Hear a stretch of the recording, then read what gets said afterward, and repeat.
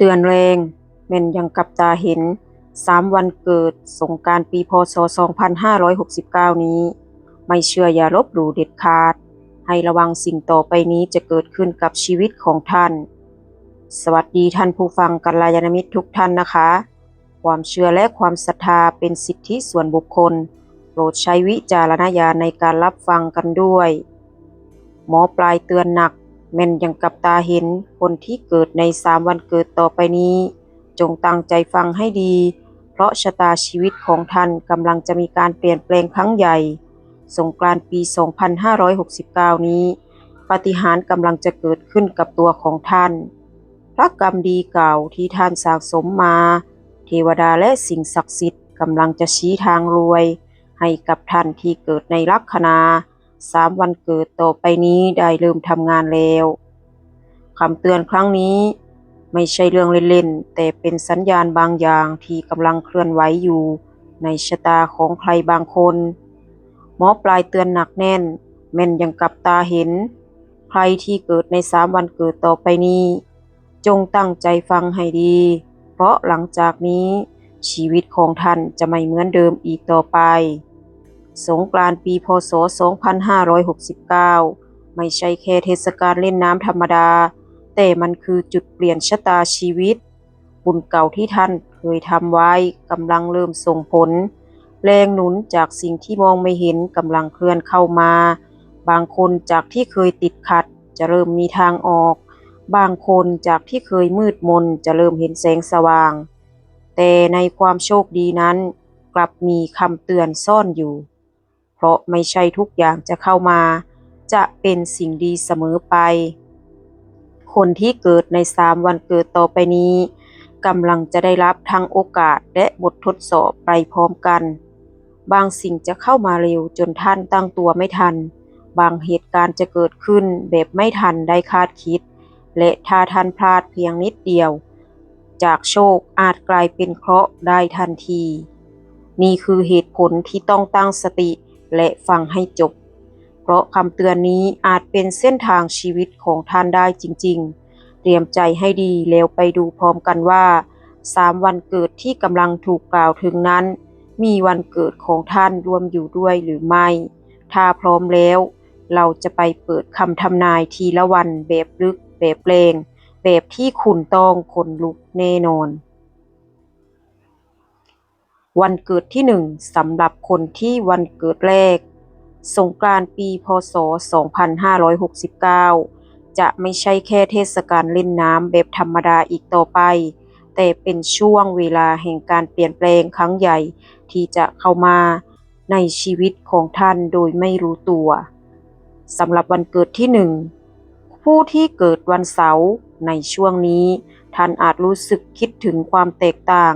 ที่ชัดเจนระหว่างชีวิตเดิมกับชีวิตใหม่บางเรื่องที่เคยติดขัดเคยยากลำบากจะเริ่มคลี่คลายอย่างน่าประหลาดใจบางปัญหาที่เคยคิดว่าไม่มีทางออกกลับมีคนหรือเหตุการณ์เข้ามาเปิดทางให้และบางครั้งโอกาสดีๆจะเข้ามาเร็วจนท่านแทบตั้งตัวไม่ทันความเปลี่ยนแปลงนี้ไม่ได้มาเพราะลาภลอยแต่เกิดจากแรงบุญเก่าที่ท่านเคยทำไว้การกระทำที่ดีที่ท่านเคยทำโดยไม่หวังผลตอบแทนการให้โดยไม่มีข้อแม้การรักษาศีลสวดมนต์การช่วยเหลือผู้อื่นในยามทุกข์ทั้งหมดนี้กำลังส่งผลและกำลังดึงดูดสิ่งดีๆให้เข้ามาในชีวิตของท่านอย่างแรกเรื่องการเงินสำหรับหลายๆคนที่เกิดวันนี้การเงินจะเริ่มพลิกจากติดขัดเป็นคล่องตัวบางคนจะได้รับข่าวดีเรื่องรายได้บางคนจะมีโอกาสทางธุรกิจไม่เคยคิดว่าจะเกิดขึ้นการลงทุนเล็กๆที่ท่านเคยลังเลจะเริ่มเห็นผลตอบแทนสิ่งสำคัญคือต้องตั้งใจและตัดสินใจอย่างมั่นใจอย่าปล่อยให้ความลังเล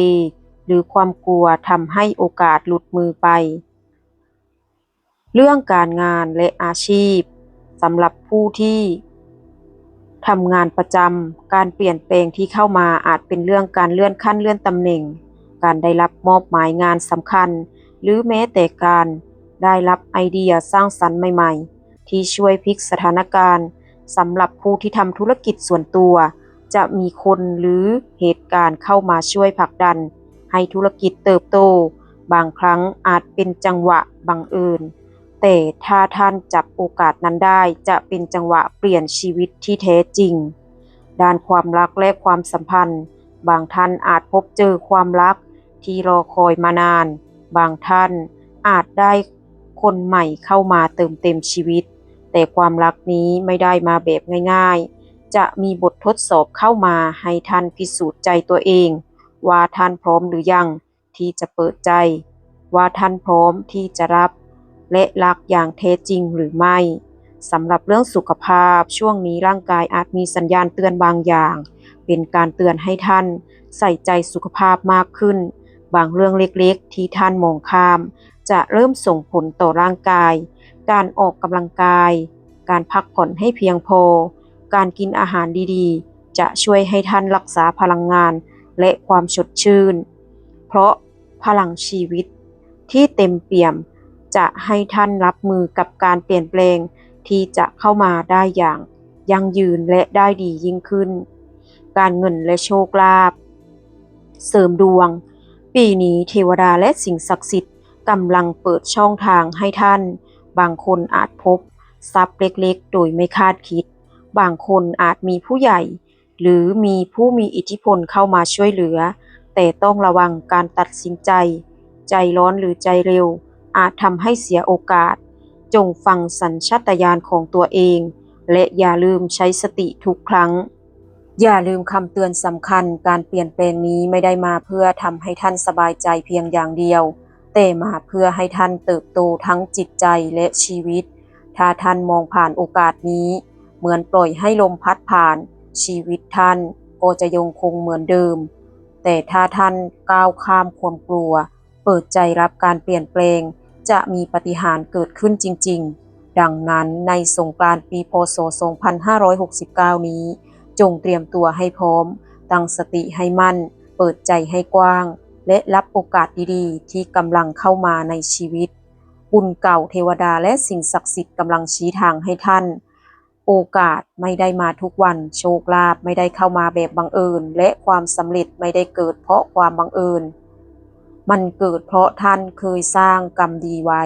มันเกิดขึ้นเพราะท่านพร้อมที่จะเปลี่ยนแปลงชีวิตตัวเอง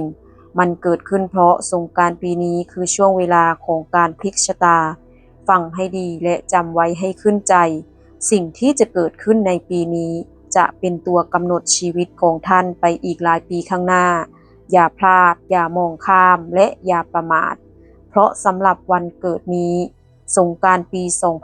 2569 คือเวลาที่โชคชะตาเริ่มทำงานอย่างเต็มที่และถ้าท่านพร้อมปาฏิหาริย์จะเกิดขึ้นกับท่านอย่างที่ท่านไม่เคยคิดมาก่อนวันเกิดที่2สำหรับผู้ที่เกิดวันพุธสงกรานต์ปี 2569 ไม่ใช่แค่ช่วงเวลาแห่งความสนุกสนานไม่ใช่แค่การเล่นน้ำหรือการฉลองแบบปกติแต่เป็นจุดเริ่มต้นของการเปลี่ยนแปลงครั้งใหญ่ในชีวิตเริ่มตั้งแต่ตอนต้นปีที่ผ่านมาชีวิตท่านอาจพบเจออุปสรรคเล็กน้อยไม่ว่าจะเป็นเรื่องงานเรื่องเงินหรือความสัมพันธ์ซับซ้อนแต่หลังจากช่วงสงกรานต์ทุกอย่างจะเริ่มเปลี่ยนไปในทิศทางที่ดีขึ้นแบบชัดเจนสิ่งที่เคยติดขัดจะเริ่มคลี่คลายสิ่งที่เคยสูญเสียจะเริ่มกลับมาและสิ่งที่ท่านเคยคิดว่าเป็นไปไม่ได้จะเริ่มมีทางออกสิ่งสำคัญคือท่านต้องพร้อมรับการเปลี่ยนแปลงนี้ด้วยความมั่นใจและสติเพราะความโชคดีที่เข้ามาในชีวิตของท่านจะมาพร้อมกับบททดสอบเล็กๆแต่สำคัญหากท่านมองข้ามหรือตัดสินใจผิดเพียงนิดเดียวโอกาสทองอาจหลุดลอยไปการเงินและโชคลาภปีนี้การเงินของท่านกำลังมีแนวโน้มพุ่งขึ้นอย่างต่อเนื่องงานที่เคยติดขัดจะเริ่มหมุนคล่องบางคนจะได้รับโชคเล็กๆจากการเสี่ยงหรือการลงทุนที่ท่านเคยลังเลบางคนจะมีโอกาสได้รับทรัพย์จากผู้ใหญ่หรือคนที่มีอิทธิพลโดยไม่คาดคิดแต่นี่คือคำเตือนสำคัญอย่าใจร้อนเร็วกับโอกาสที่เข้ามาอย่าหลงเชื่อคำพูดหรือข้อเสนอที่ดูดีเกินจริงต้องใช้สติพิจารณาให้รอบคอบ เพราะบางครั้งโอกาสอาจซ่อนบททดสอบที่ท่านไม่ทันระวังเรื่องการเงินท่านที่ทำงานประจำจะมีความเคลื่อนไหวสำคัญบางคนอาจได้รับมอบหมายงานใหญ่หรือโปรเจกต์ใหญ่สำคัญที่สร้างความก้าวหน้าบางคนอาจได้เลื่อนตำแหน่งหรือมีโอกาสพัฒนาความสามารถที่เคยคิดว่าเป็นไปไม่ได้ผู้ที่ทำธุรกิจส่วนตัวจะพบจังหวะที่เหมาะสมในการขยายกิจการบางครั้งอาจมีลูกค้าใหม่ผู้สนับสนุนใหม่หรือโอกาสทางธุรกิจที่เข้ามาโดยไม่คาดคิดสิ่งสำคัญคือความกล้าและความมุ่งมั่นของท่านเองโอกาสดีๆจะเข้ามาเพียงครั้งเดียวหากพลาดไปอาจต้องรออีกนานเรื่องความรักความสัมพันธ์สำหรับท่านที่ยังโสดสงกรานต์ปีนี้มีโอกาสพบรักที่รอคอยบางครั้งรักนี้อาจเข้ามาแบบไม่ทันตั้งตัวแต่ความรักที่จะเกิดขึ้นในช่วงนี้ไม่ใช่เพียงเรื่องความสุขชั่วคราวจะเป็นความสัมพันธ์ที่ทดสอบความจริงใจและความเข้มแข็งของหัวใจท่านต้องพร้อมที่จะให้และรับอย่างจริงจังต้องเข้าใจและปรับตัวกับคนที่เข้ามาในชีวิตไม่ใช่แค่ความชอบชั่วคราวสำหรับท่านที่มีคู่ครองอยู่แล้วจะมีช่วงเวลาที่ต้องปรับตัวและเข้าใจกันให้มากขึ้นบางเรื่องอาจเกิดความขัดแย้งเล็กๆแต่จะผ่านไปได้ด้วยความอดทนและการสื่อสารที่ชัดเจนความสัมพันธ์จะเข้มแข็งขึ้นหลังจากผ่านบททดสอบเรื่องสุขภาพปีนี้ร่างกายของท่านอาจจะส่งสัญญาณเตือนบางอย่างเป็นการเตือนให้ท่านใส่ใจสุขภาพและพลังชีวิตให้ดีการพักผ่อนการออกกำลังกายและอาหารที่ดีจะช่วยให้ท่านมีแรงรับมือกับการเปลี่ยนแปลงการมีพลังชีวิตที่เต็มเปี่ยมจะช่วยให้ท่านมองเห็นโอกาสและตัดสินใจได้ถูกต้องในทุกสถานการณ์สำหรับวันเกิดสุดท้ายวันเกิดที่3ผู้ที่เกิดวันพฤหัสสงกรานต์ปี 2569 นี้จะเป็นจุดเริ่มต้นของการเปลี่ยนแปลงครั้งใหญ่ในชีวิตของคุณไม่ใช่แค่เรื่องเล็กๆหรือเรื่องสนุกสนานชั่วคราวแต่เป็นช่วงเวลาที่บุญเก่าและสิ่งศักดิ์สิทธิ์กำลังส่งสัญญาณให้ท่านเตรียมพร้อมรับโชคและการเปลี่ยนแปลงปีที่ผ่านมาท่านอาจพบเจออุปสรรคมากมายทั้งเรื่องงานเรื่องเงินหรือความสัมพันธ์ที่ยุ่งยากแต่จากนี้สิ่งเหล่านั้นจะเริ่มคลี่คลายปัญหาที่เคยคิดว่าไม่มีทางออกจะเริ่มมีทางออกชัดเจนอุปสรรคที่เคยขวางชีวิตจะเริ่มสลายไปและโอกาสดีๆที่ท่านเคยรอคอยจะปรากฏอย่างชัดเจนนี่คือช่วงเวลาชีวิตที่ท่านเปลี่ยนไปแบบหน้ามือเป็นหลังมือบางสิ่งจะเข้ามาเร็วจนท่านแทบตั้งตัวไม่ทันบางเหตุการณ์จะเกิดขึ้นอย่างกระทันหันแต่ถ้าท่านสามารถปรับตัวทันทีชีวิตของท่านจะเข้าสู่จังหวะใหม่ที่ดีกว่าเดิมเรื่องการเงินและโชคลาภสำหรับท่านเรื่องการเงินเป็นสิ่งที่ชัดเจนที่สุดเงินที่เคยติดขัดจะเริ่มหมุนคล่องบางคนจะได้รับโชคลาภแบบไม่คาดคิดบางคนจะได้รับการสนับสนุนจากผู้ใหญ่หรือจากเหตุการณ์ที่ท่านไม่คิดการลงทุนเล็กๆที่เคยลังเลจะเริ่มเห็นผลตอบแทนแต่นี่คือคำเตือนสำคัญการตัดสินใจใจร้อนหรือไม่ระมัดระวังจะทำให้โอกาสทองนี้หลุดมือไปจงใช้สติพิจารณาให้รอบคอบทุกครั้งเคล็ดลับให้หมั่นทำบุญเสริมดวงสวดมนต์หรือสร้างกุศลด้วยใจจริงสิ่งดีๆที่ท่านเคยทำไว้จะช่วยหนุนให้โชคลาภและเงินทองไหลมาแบบต่อเนื่องเรื่องการเงินและอาชีพผู้ที่ทำงานประจำมีโอกาสก้าวหน้าที่ชัดเจนบางคนอาจได้รับมอบหมายงานสำคัญหรือโอกาสในการสร้างผลงานใหญ่บางคนอาจได้เลื่อนขั้นเลื่อนตำแหน่งหรือได้รับความไว้วางใจจากผู้บังคับบัญชาแต่โอกาสนี้มาพร้อมกับความรับผิดชอบหากท่านไม่ตั้งใจทำเต็มที่หรือใจร้อนใจเร็วอาจทำให้โอกาสทองหลุดมือผู้ที่ทำธุรกิจส่วนตัวจะพบลูกค้าใหม่หรือช่องทางธุรกิจที่ไม่คิดว่าจะเข้ามาบางครั้งอาจมีผู้สนับสนุนหรือพันธมิตรเข้ามาแบบไม่คาดคิดท่านต้องใช้สติและวางแผนให้ดีเพราะโอกาสที่เข้ามานี้อาจจะเป็นจังหวะพลิกชีวิตท ถ้าพลาดไปอาจต้องรออีกนาน เรื่องความรักท่านที่ยังโสดมีโอกาสพบรักที่แท้จริงรักนี้จะเกิดขึ้นในช่วงนี้ไม่ใช่เรื่องบังเอิญแต่เป็นรักที่ทดสอบความจริงใจและความเข้มแข็งของหัวใจบางครั้งอาจเข้ามาในรูปแบบไม่ทันตั้งตัวแต่ท่านจะรู้ทันทีว่าคนนี้มีความหมายต่อชีวิตของท่านที่มีคู่ครองในช่วงนี้ต้องปรับความเข้าใจบางเรื่องอาจเกิดความขัดแย้งแต่จะเป็นบทเรียนสำคัญให้ความสัมพันธ์เข้มแข็งยิ่งขึ้นนี่คือช่วงเวลาที่จะพิสูจน์ความรักและความจริงใจถ้าท่านและคู่ครองสามารถผ่านไปได้ความสัมพันธ์จะมั่นคงและยาวนานเรื่องสุขภาพเป็นสิ่งที่สำคัญอย่างยิ่งสำหรับวันเกิดนี้ร่างกายอาจส่งสัญญาณเตือนให้ท่านใส่ใจบางเรื่องเล็กๆที่ท่านมองข้าม